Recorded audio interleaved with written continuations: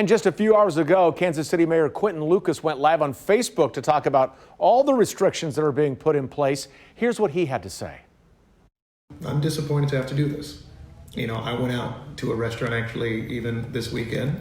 It started a huge debate on social media, but I thought that so long as we social distanced, that was enough to stem the spread of this virus. I think unfortunate for many of us is that it hasn't been. So this will have a big impact on the people who work inside those restaurants and count on tips to pay their bills. KCTV5's Betsy Webster is live in Waldo, where bars and restaurants are just 2 hours away now from shutting down for a while. Strange times, Betsy.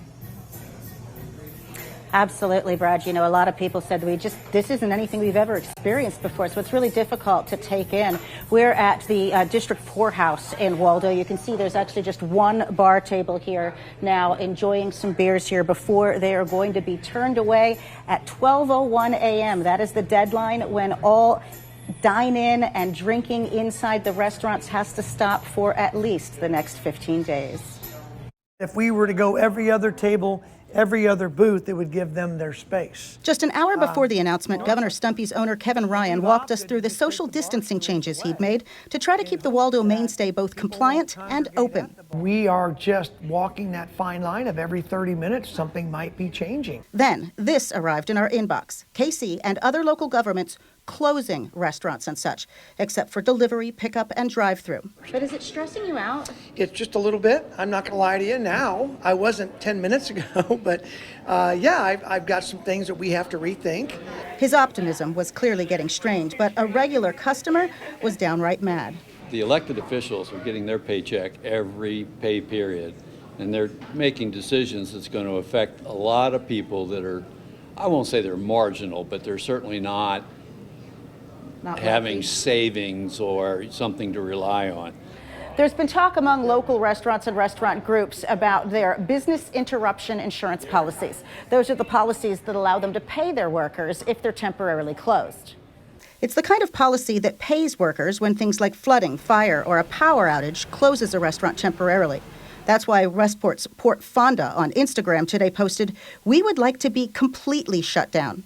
But it's unclear whether a pandemic would qualify, even if they're closed by government edict. Ryan wasn't prepared to weigh in on the merits of a full closure, saying only he's determined to keep his restaurant family together. We will survive this. Now, earlier today, I spoke with the executive director of the Kansas City Restaurant Association. He didn't have any figures on this level of disruption, but he said this.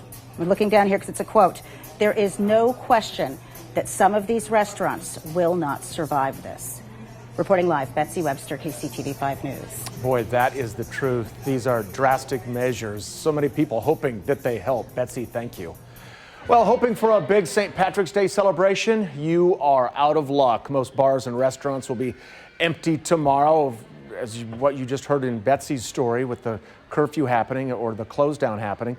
They're usually packed with people grabbing a drink or maybe eating corned beef and cabbage on St. Patrick's Day, but this will be a huge hit to the servers and bartenders who make a lot of money on March 17th. In addition, St. Patrick's Day parades around the country have been canceled.